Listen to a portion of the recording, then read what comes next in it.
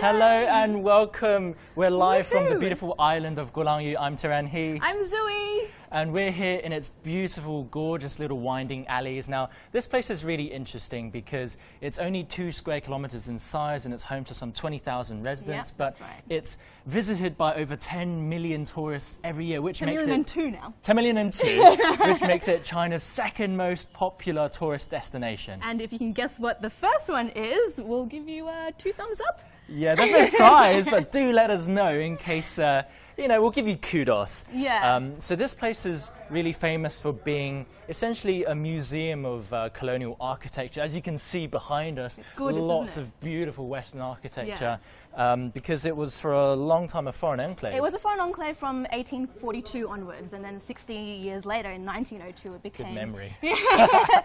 Got a knack for numbers, don't I? Not really. But yeah, in 1902, it became officially an international settlement. So it left, you know, just with these vestiges of colonial history, and yeah, it's really beautiful. There were some 13 different consulates here. The Brits were here. I mean, the Brits are everywhere. The French were here. Not the Aussies, though. Not the Aussies. The Aussies were French pretty were calm. definitely here. The Dutch, the Japanese, the Americans, and many more too. And they also had their own international police made up of Sikh policemen. Can you imagine them walking around the alleyways? It was very much cool. It was an expat bubble. Yeah, yeah, exactly. But for a period of time, this place was the richest square mile. The richest square mile in history. Wow. Can you believe that? Apparently. At that point in time. At that point in time. At that point in time, yeah. And with all of that wealth came these gorgeous mansions.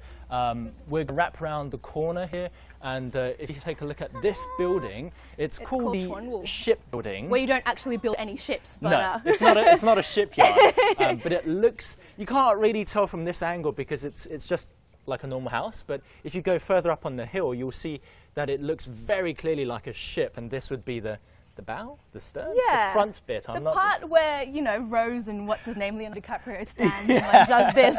Except beached on land. And this house belonged to a family of doctors. It's now still lived in by the same family, and they've turned it into a guest house, which you'll find is quite common here on Island. A lot of these really beautiful mansions have turned into cafes, into restaurants. To cater for all tourists coming Exactly. here. But these guys were actually, I think, one of the first people to have guests in their house. They were.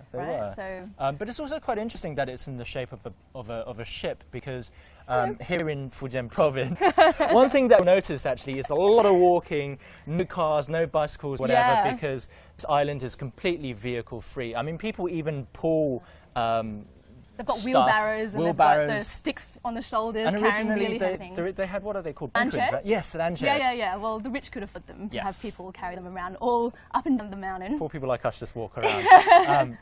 But anyway, in terms of ships, Fujian province was one of the earliest coastal regions in China to open up to the outside world. There was a lot of trade, and that's why you have this huge diaspora in Southeast Asia. The people in Malaysia, in Indonesia, people like you, where your family was from? Family, yes, from Malaysia. So they all come back and, you know, invest their wealth back at home. And we want to go further up the hill here because, and you'll notice that Gulangyu is very hilly. So on a day as hot as this, please forgive us for having ugly sweat patches. We're going to be very shiny as well. That's true, yeah. But the great thing is that, watch out, you can get a lot of exercise. Yes, and definitely. It's really shady because they have a lot of greenery around here. So as you can tell, there are trees everywhere, and I guess it's pretty humid though, so under the shade it's not exactly the coolest place to be. Lots of monkeys too. Yeah. Which is interesting because Gulangyu was essentially the cradle of tropical medicine. That's right. What was his, Dr. Manson. Patrick Manson. Patrick Manson, yes. That's the one.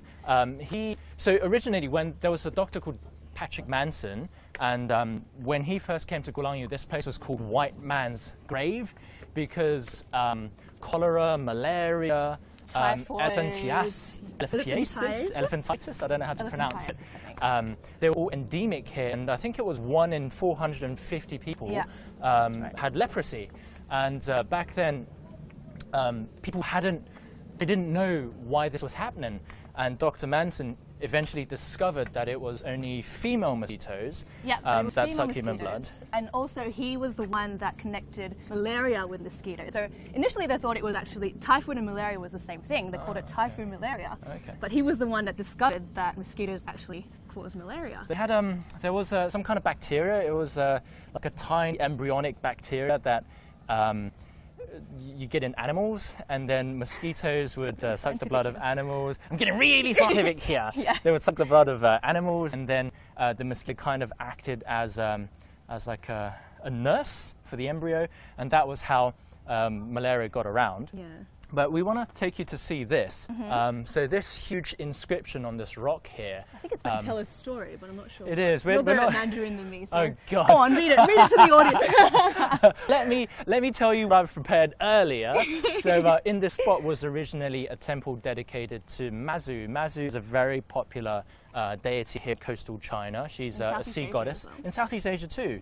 Yeah. She was the patron saint of seafarers, anyone who had anything to do with the sea. She was actually a real person. She was a local girl called Lin Mo, I think, because I did an episode on this. Yeah. That's why I'm letting you do all the talking. And she was from Major Islands, and originally she basically could read the weather, she could read the elements, so she could tell fishermen when best to go out to sea. I remember you said that she wore red pants. She wore red pants. She was like a beacon for people. Yeah. So she became deified essentially. Yeah. And this is an inscription of. So there was originally a Mazu temple here. It deteriorated, and then later on, the chief of the navy of Fujian province. Back then, it was even bigger than Fujian province. He came here. He saw the state in which the temple was, and he decided to donate his own money to rebuild it. And then he inscribed on the rocks above what he did. It's basically, you know, I was here, I did this. Look at me. But it's right now currently the biggest rock inscription found in China to date about goddess Mazu. Yeah. And what's really interesting about Mazu is that, you know, she's so popular in Southeast Asia, coastal China, with seafaring people, because there's a lot of merchants coming from this part of China. Yeah. And the naval chief who donated his money was in charge of fighting pirates out at sea. So there were originally people who maybe did something wrong on the mainland, and then they had to escape. And there would also be merchants at sea as well. But then, you know, it's easier to take money from people. So they would also commit piracy. Yeah. And the Chief of Navy had never lost a fight with these pirates. So this was kind of a, I guess... I'm the best. Yeah, kind of, I guess, a trophy as well, in a way. Yeah. Further up on the hill, there is the site of the former HSBC mansion. An interesting story about that, actually. Originally, when HSBC wanted to build their building there, the locals weren't very happy at all. I can see why. People to be eating or sleeping or doing other daily business activities on top of something so sacred. I won't comment. So yeah, they had a lot to say about not having anything built on that rock. Yeah. But eventually, the foreigners did. They got their way. That was because the temple again fell into disuse because a lot of the merchants ended up going to Guangzhou instead, and obviously they lost a lot of donations in the form of people buying incense. And I just wanted to comment that our cameraman is having a really hard time because he's walking going backwards up the stairs. Exactly. Yeah. They're really steep too. I mean, we're sweating, but it's even worse for him. Sorry, and I'm not being rude. I'm just trying to check if there are any awesome comments here that we can respond to. Always on a phone. Oh, taking selfies. Yeah. That's not really it. And if you're just joining us, you're watching us live from Gulangyu Island. We're live on CGTN's app, on Facebook, on YouTube, on Weibo, and also Twitter. So no matter which platform you prefer, you can always comment and watch us. And we actually want to meet a local Gulangyuer, if that's the word. He's not actually from Gulangyu, but he's been here for 17 years. He's been here for 17 years, right? and he's been... Which basically makes him a Gulangyu. Exactly. And he's been a historian of Gulangyu for about 15 years. Yeah. And he hopefully will have a lot to tell us about this mansion. So originally it was built by an Englishman who was born in Mumbai. So he was kind of he was kind of half Indian in a way. But you get that a lot on Gulangyu, people who are from all these different backgrounds. Exactly. And, they're exposed to all these different cultures and, yeah. Yeah, lots of multiculturalism. Yes. 你好，你好，你好，你好。 There he is. 你好。这个就是咱们的汇丰的原来的故馆是吧？啊，那我们进去看一下。Yeah. All right, Chen will be doing most of the translation. So, after you. Yeah. Oh, aircon. Ah. This is the most amazing thing ever. You're going to be hearing a lot of gasping. A menu as well. This is another place that's also been transformed into a cafe. They sell green tea and black tea and English tea. Oh, that's so much better. Let's stay in here. Oh, this is beautiful. Yeah, look at that. 那吴老师，您可以给我们讲一下这块的历史吗？汇丰的，汇丰的这个房子是1876年建的，它的那个是 built in 1876。对，这栋房子是一个就是树叶子的样，从天上看俯视的时候，所以这种格局是在英国维多利亚时期的一种建筑方式。这个在东亚的地区现在发现的只有日本有一栋，只有一栋，所以它的建筑的价值。 This building looks like a leaf from high up top and was built Victorian style. And so far, you can only find this kind of building in Japan. One in Japan. 然后日本除了日本还有就是这一栋，就是咱们这only one in Japan and one here. very special. 是1863年的日本那一栋，也是英国人在那儿建的。那这栋呢是一个英籍的孟买人，他在这儿建的。当时是一个在这儿一个公司一季洋行，就是这个洋行 Alice 的公司的开个这样的公司，然后他自己这是他的住所。这块好像银行比较多哈。 银行是比较多，就是最早是一个洋行，它那个叫，后来是这个房子在1910年代转给这个汇丰银行，英商汇丰银行。So here's the thing. So Woloshi was just saying that it was a foreign bank, not just a normal bank, because back then there were three main types of banks. You had foreign banks, which were kind of owned by committee people. Yeah. Then you had the Chinese banks, which were run by families. They were privately owned, run by families, and they worked on a sort of a basis of trust, of family trust. Oh, what a great view! Oh, what a great guy for opening the window for us. 行，那我们一会儿出去看看。好，这块欣赏一会儿空调。And the third kind of bank was called Qiaopi, which basically worked using. I don't know what's a modern equivalent. They basically had a letter, and then you'd send money along with the letter, and the receiving end would just take the letter and go to the bank and get their money. And it was mainly used for overseas Chinese who would, as we said earlier, be doing business in Indonesia, in Philippines, and they want to send their money overseas, basically. And it was really funny because talking to Woloshi yesterday, and he was saying that people who stayed on Gulangyu didn't have a care in the world because they were just rich. Their family members make money and send it back, and all they have to worry about is how to spend the money. So that's a pretty good lifestyle to me. Also, lots of houses for concubines and mistresses, and we don't get that kind of thing anymore because we don't make enough money.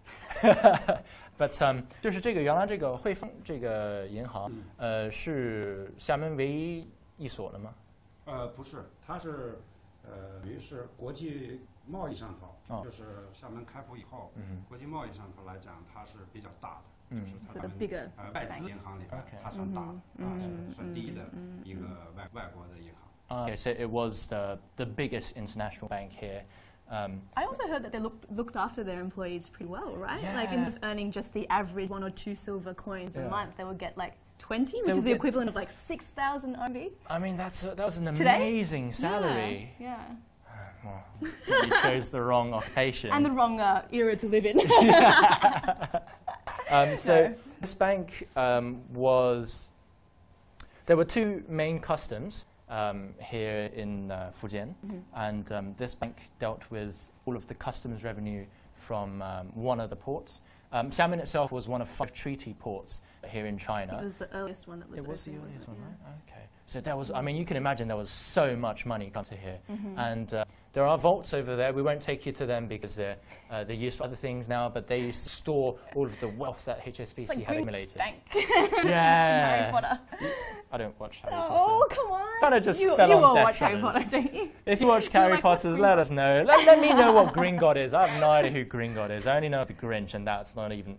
No, that. Well, basically, this is Gringotts Bank. Okay. Okay. Fair enough. On Gulangyu. Okay. 那原来这一块儿这个房间是用来做什么？就是会客厅。就是会客厅。它这里边是因为它是一家人在这儿居住，很奢侈。一家人对，后来等于是汇丰银行的行长嘛，在厦门的那个分行的行长在住，所以他这一家子在这儿，这个是一个会客厅，然后他的卧室呢是在这另一侧啊，就是另一侧的那几个房子相对封闭一点，那是他的卧室。这边一般就是接待客人用的。它有一个特别好的大的阳台，做的这可以饱览怒江的这个样子啊，就是厦门的样子。So this was a living room, as it is still, and it was home to, we think, the HSBC governor or something. Governor, yeah, the governor of HSBC. It's a nice house. It is, and it's right over the, one of the nice rocks in the. For sure, it's got the best view. We should definitely go out and have a look. I mean, from here, this is probably one of the best panoramas of the island. Just walked right into the wall. All right, poor cameraman. It's not easy being a cameraman for us. Not at all.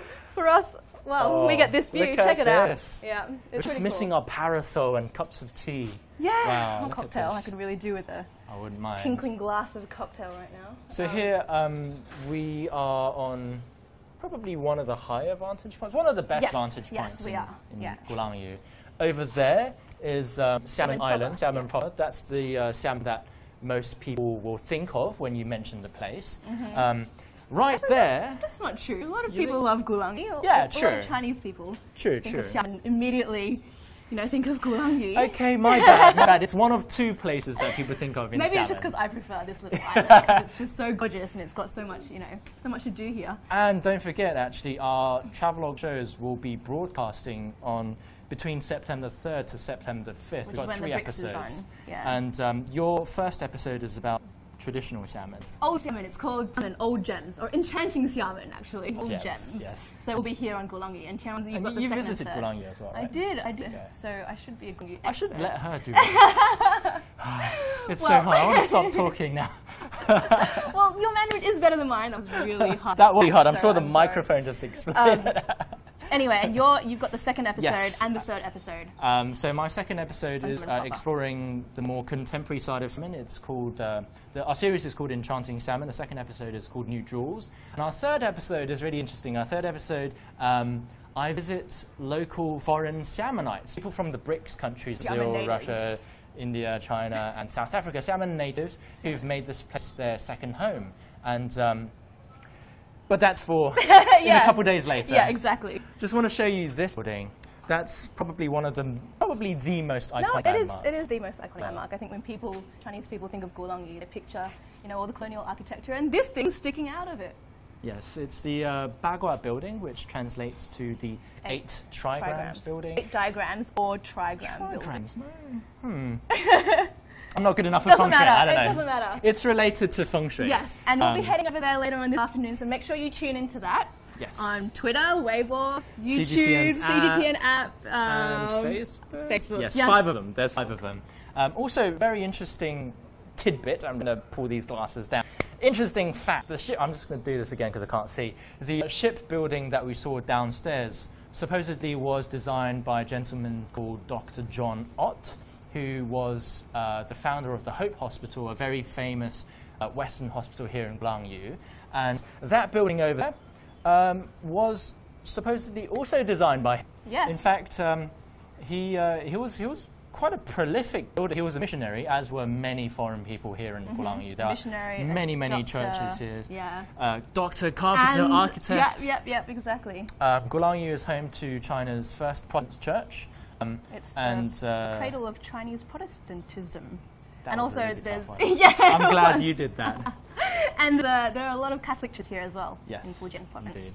Yeah. And how are we doing on Facebook? Yeah, well, we've got a few comments. Some of them are, actually a lot of them are just saying, good morning. Oh, good morning from India. There good you morning. go. Good morning. Good morning. Good morning from Vancouver. Hi. Well, it's morning in a lot of places. It's morning here. What sort of time zone are you guys in?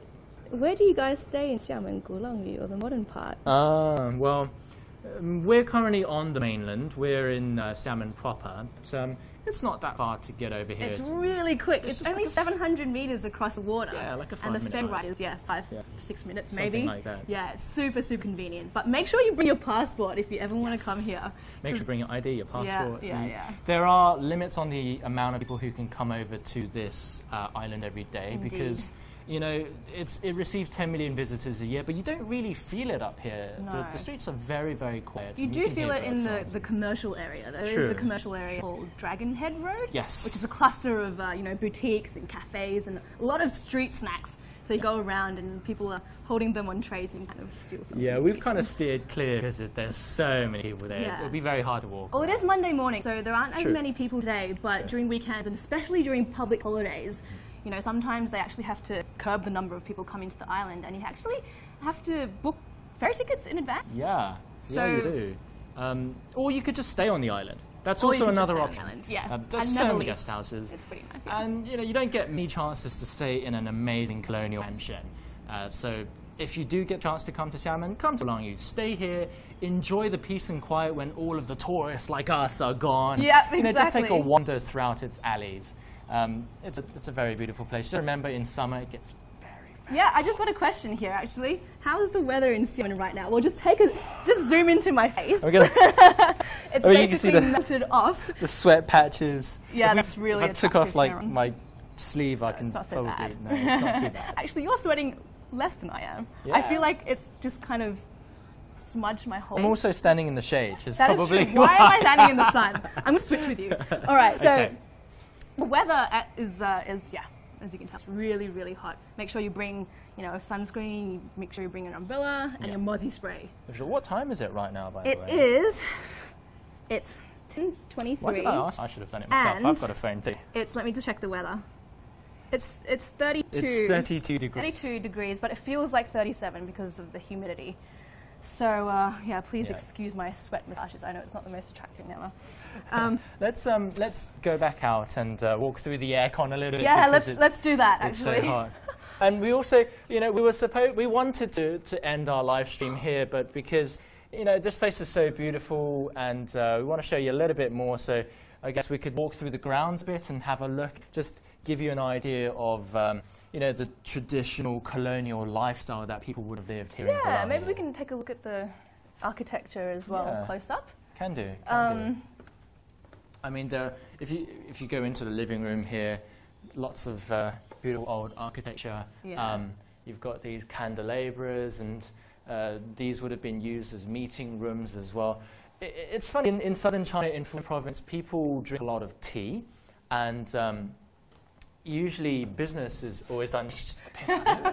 Usually business is done over tea. So you could imagine some kind of strange amalgamation of Chinese and British English tea being tea parties here. Tea parties. Tea parties. Yeah. Well, I don't know. To me, I mean, you've been to plenty of places all across China, and so have I, as your favourite travelogue host, of course. What of? What of? Yeah. And when I first came to Gulangyu, I was just so taken aback by how gorgeous it was and how peaceful. Also, I think the thing that struck me most was this crazy, almost schizophrenic, combination, this fusion of architecture from all around the world. Yeah, for sure. So here you can see all these columns, which is definitely not a Chinese way of building, is it? I mean, a lot of the buildings here, they have something called Amoy Deco. Yes, so, exactly. The Art Deco movement, which was, I think, around the 1920s and 30s, they kind of called it after that because Amoy Deco originated in Gulangyu. Oh, right. I didn't know and it's that. only found in Xiamen. Wow. Yep. And that's, by the way, for people who don't know, Amoy is was the old name of Xiamen. In the same way that Beijing and Peking are the same thing. Yeah. So I mean, look at these grounds; it's absolutely gorgeous. Yeah.